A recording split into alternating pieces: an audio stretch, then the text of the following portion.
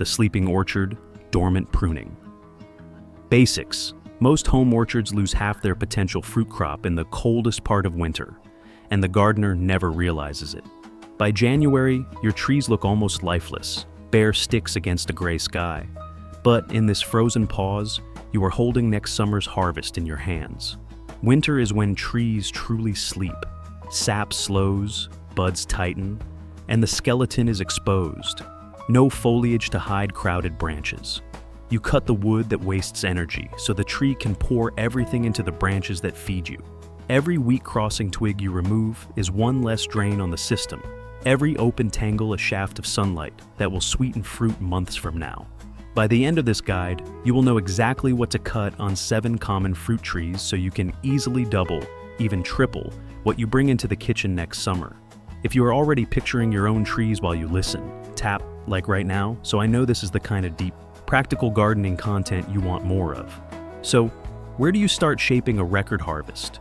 With the tree that fools the most people, the beautiful but overcrowded apple. The overcrowded apple tree. If your apple explodes with blossom in spring, but leaves you with a bucket of small, bland fruit in fall, the problem started months earlier when you skipped winter pruning. Apples love to overproduce wood.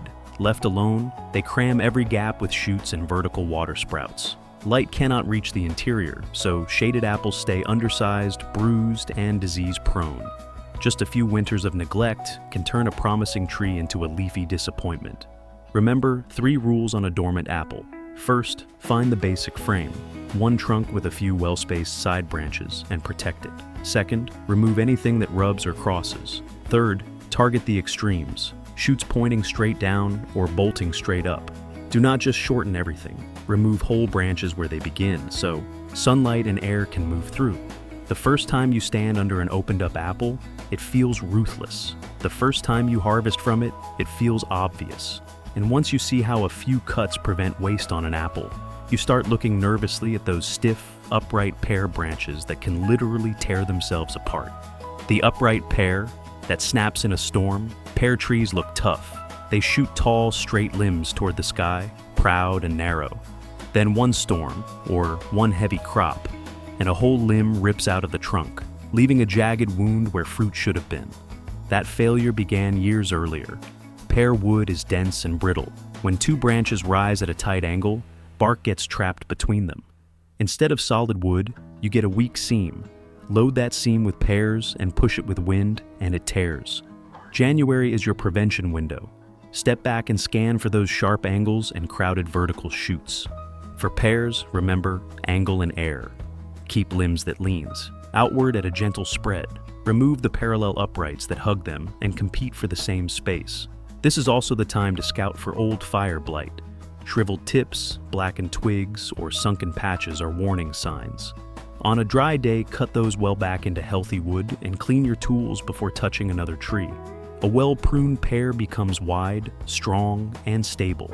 Once you see how a few winter cuts can protect years of harvest, you are ready for a tree that needs even bolder pruning to produce quality fruit at all. The sun-hungry peach. The sun bowl peach tree. A peach can look gorgeous in summer, all glossy leaves and vigorous shoots. Yet the fruit is hard, dry, or drops early. That is the tree quietly saying, "You were too gentle last winter." Unlike apples and pears, peaches and nectarines carry most of their crop on 1-year-old shoots. Let them grow taller and taller, and you are feeding wood, not fruit. Light never reaches the right places, and flavor never develops. On a clear winter day, picture your peach as a shallow bowl. You want a short trunk with 3 or 4 strong limbs reaching out, not up, and a mostly open center. Any branch that heads into that center or shoots straight skyward steals sun and invites disease. Follow a simple pattern. Keep the bowl open, keep the tree low enough to harvest without a ladder, keep only the best 1-year shoots spaced along those limbs, shortening them so they are sturdy, not whippy. At first, the prune tree looks startlingly bare. By midsummer, when those arms are loaded with large, sweet peaches glowing in full sun, the logic is impossible to miss. And if you think peaches get messy when you ignore them, wait until you see how a plum can ripen on 3 different schedules at once when its branches turn into a solid wall of wood. The tangled plum that never ripens, evenly, One side of your plum tree softens and colors beautifully, while the other side clings to hard green marbles. Some fruit shrivels in shade, some splits in sudden rain, and harvest feels random. That is not bad luck, it is a bad structure. Plums excel at making wood. Side shoots, suckers, twigs in every direction turn the tree into a thicket. Flowers coat the outside, but inside, sunlight barely penetrates and air hardly moves. Disease builds, branches whip in storms, and fruit is knocked to the ground. Winter strips away the disguise. With foliage gone, the tangle is obvious. Start by choosing a simple frame. A few strong limbs reaching outward into their own lanes of sky. Those are your anchors. Then hunt for branches that cross, rub, or head into the middle, and remove them where they begin. Imagine cutting windows in the canopy. Each removed branch opens a hole that light and air can pass through. When the sun can touch plums on all sides, they color more evenly, ripen together, and grow larger. You will harvest fewer but far better fruits from a tree that weathers storms without shredding itself. Once you have turned the plum from hedge to tree, it is time for a species that demands even more respect from your saw. The cherry, which can reward careful timing, or punish you for one careless cut. The shaded cherry and the disease. Question cherries are drama queens. In a good year, branches drip with shining clusters you can barely carry.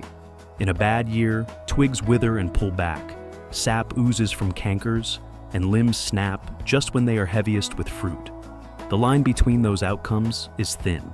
Cherries dislike big, rough wounds and wet timing.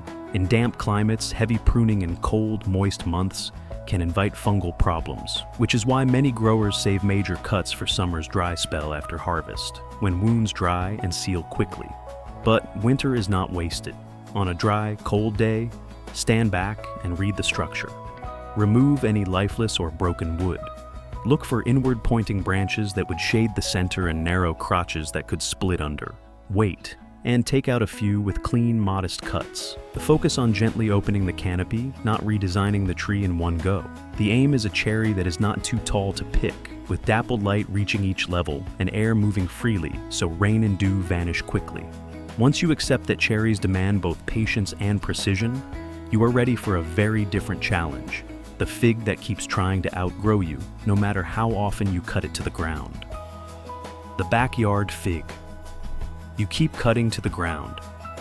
Every spring, your fig explodes with tropical leaves, a jungle and fast forward. By autumn, branches sag with firm green figs that never quite make it to soft and sweet before frost. So you chop the whole thing back again, and repeat the same disappointment every year. Figs do not need to be erased, they need to be organized. Much of the crop forms on new shoots growing from older wood. When you cut everything to a stump, you force the tree to spend its strength rebuilding a skeleton instead of filling it with fruit. In winter, pick a few strong stems to keep as permanent trunks. 3 to 5 is enough. They should be well spaced and leaning slightly outward. Remove extra stems at the base so they do not form a dense clump. Then, thin side branches, clear clutter from the center, and shorten long shoots so the tree stays compact and light can reach figs from all sides. In colder areas, keep it lower for easier protection. In warm climates, aim for an airy vase that dries quickly after rain. When you break the cut it to the ground habit and balance old wood with new shoots, you finally give figs time to ripen properly. Now that you have seen how critical timing and structure are for figs, you are ready for the tree that tests timing more than any other, the apricot that wakes up too early. And while we are moving through all these different trees, tell me in the comments which one is giving you the most trouble right now. Your answers will help shape the next videos I make for you. The apricot that wakes up too early. Apricots act like they are racing the calendar. At the first mild week, they burst into bloom while the rest of the garden is still asleep. One cold night after that, and all that promise can vanish in a few hours.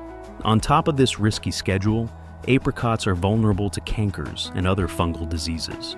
In climates with wet winters, big cuts made in cold, damp conditions can become entry points for problems that haunt the tree for years. That is why many growers save heavy apricot, pruning for late summer, after harvest, when weather is warm and dry. Winter still has a job. With the leaves gone, you can finally read the tree's bones. On a dry day, walk around it. Remove any lifeless, broken, or clearly diseased branches, cutting back into solid wood. Notice where limbs jam into the center and create moist, shaded pockets. Do not try to fix everything in one season. Gentle, thoughtful thinning beats drastic cuts. Apricots force you to think in seasons, not days. Once you see how timing changes the rules for one tree, you understand why the next topic might be the real line between success and failure for all of them. The tools you use to make every cut. The tool rack that makes every cut cleaner. When pruning goes wrong, most people blame their technique. A branch dries out, sap bleeds, or a limb rips instead of dropping cleanly. Often, the real villain is hanging quietly in the shed, dull, dirty blades. Your tools decide whether a cut closes fast or stays open as a wound. Bypass pruners handle small shoots. Loppers tackle thicker wood, and anything larger belongs to a sharp, curved saw that slices cleanly on the pull stroke. Aim just outside the swollen collar where the branch meets trunk. One smooth, angled cut lets the tree seal naturally. Chewed, crushed cuts from blunt blades leave torn fibers exposed, inviting decay. There is one more habit that separates careful gardeners from lucky ones: disinfecting. A quick wipe of blades with alcohol between trees, especially after diseased wood, can stop infections from traveling through your whole orchard. Sharp, clean tools turn pruning from violence into conversation. Once you trust that every cut is as kind as possible, you can focus on a deeper skill, learning to see which buds on a branch are quietly holding next season's fruit. Reading the wood, where next summer's fruit hides. At first glance, a winter branch looks like just a bare stick. Look closer, and you will see bumps and spurs, a hidden map of where your next harvest will hang. On many apples and pears, the real action is on short, stubby spurs on older wood. At their tips sit round, plump buds, flower buds. Slim, pointed buds pressed tight to straight shoots are usually leaf buds.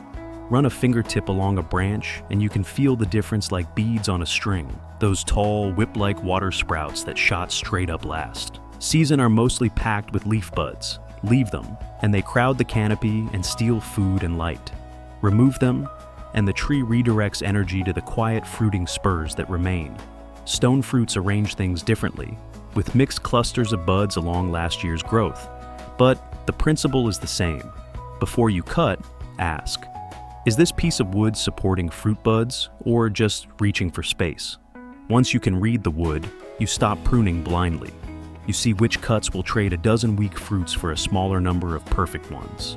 The next step is shaping the whole tree so that light can actually reach every one of those chosen buds. The shape of sunlight. Pruning is not really about tidying, it is about light management.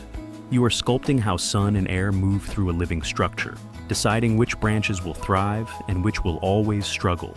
Apples and pears often do best in a central leader form, one main trunk rising like a spine, with tiers of side branches each reaching into its own wedge of sky instead of stacking on top of each other. That spiral of wood becomes a spiral of light, maximizing fruit in the space you have. Peaches and many plums prefer the opposite, an open center. A short trunk splits into 3 or 4 main limbs, flaring outward, leaving the middle mostly clear. From above, it looks like a bowl, with sunlight pouring into the hollow and air moving freely, so dew and rain dry quickly, cutting disease and improving color and flavor. Espalier pushes the idea further, flattening the tree against a wall or wires. Every shoot is trained into a fan or ladder in a single plane, turning a bare fence into a surprisingly productive fruit panel. Choose a shape that suits each species and your space, then stick with it.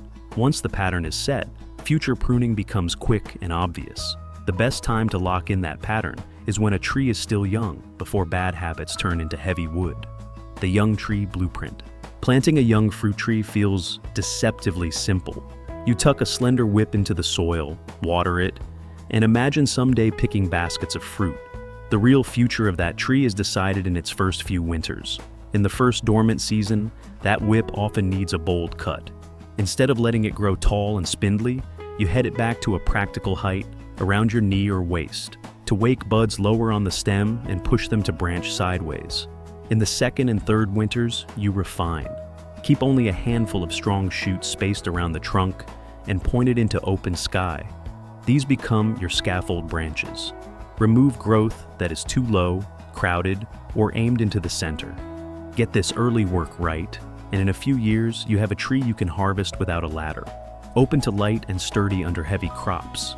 When you shape a young tree well, later pruning becomes simple upkeep. But what if your tree is already old, tangled, and towering? Then you are not starting a blueprint, you are rescuing a jungle, rescuing the backyard jungle.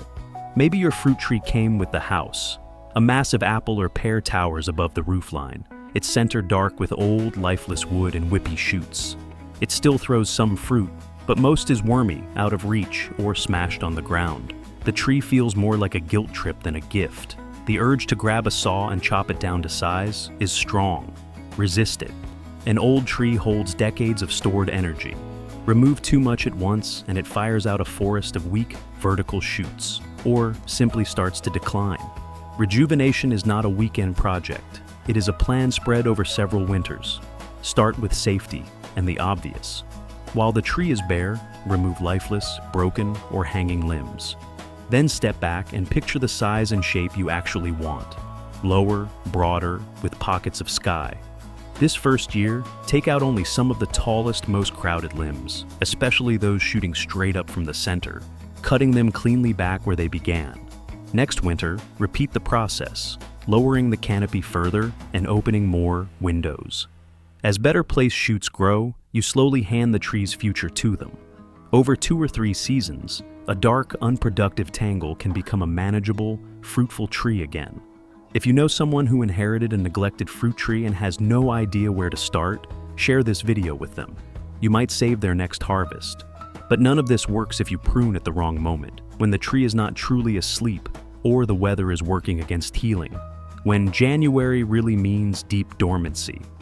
Prune in January sounds wonderfully simple, but a gardener in a coastal climate and a gardener in deep northern cold can both stand in January and see completely different trees. One already waking, the other locked in ice. Trees follow light and temperature, not the calendar. What you are really aiming for is deep dormancy. Leaves gone, sap slowed, buds tight and unswollen. In that state, a tree barely reacts to a well-made cut. In cold regions, that deep sleep can last most of winter. So many people choose late winter, after the harshest freezes, but before buds swell. In warmer or wetter climates, winter is brief and tricky, with soggy periods that spread disease and make big cuts risky. There, you might do light work in the coolest, driest stretch and save heavy pruning on disease-prone trees, such as apricots and cherries, for a dry spell after harvest. So instead of circling a date, watch the trees in the forecast. Bare wood, firm buds, and a run of dry weather are your real green lights. Once you have chosen your moment and made the cuts, your part with the saw is over, but your influence on the harvest is not. What happens at ground level over the next months decides how well the tree can answer your winter work. After the cut, setting up a record harvest. When you finally put the tools away, the trees can look shockingly bare. Gaps where thickets used to be, old limbs gone, sunlight pouring into places that were dark for years. It feels like you have taken something away. In reality, you have just started something. Soon, sap will rise and buds will swell. The cuts you made tell the tree exactly where to send that energy. Your job now is not to push growth harder, but to support steady, healthy recovery. Skip the heavy, fast-acting fertilizer. A big nitrogen blast after pruning forces soft, vertical shoots that undo your careful thinning. Instead, feed the soil, a ring of compost or well-rotted manure around the drip line, a layer of mulch with a small gap at the trunk, and deep, infrequent watering so roots grow down, not shallow. Most modern arborists leave clean cuts unpainted, unless a specific local disease justifies a sealer. Your best defense will always be sharp tools, good timing, and a vigorous tree. Before the buds break, take a few photos or sketch each tree. Come summer, when branches bow under the weight of fruit, you will be able to trace that abundance back to choices you made on a cold morning. Imagine looking out at trees so loaded you have to prop up the limbs, knowing it all began with those winter cuts. And if you want to protect that harvest from the handful of pruning mistakes that can quietly undo years of work, your next step is simple. Learn exactly what never to do to a fruit tree before you touch a single branch again. If this walkthrough has helped you see your own trees differently, hit like, subscribe, and turn on notifications so you do not miss that pruning mistakes video and the rest of this fruit growing series.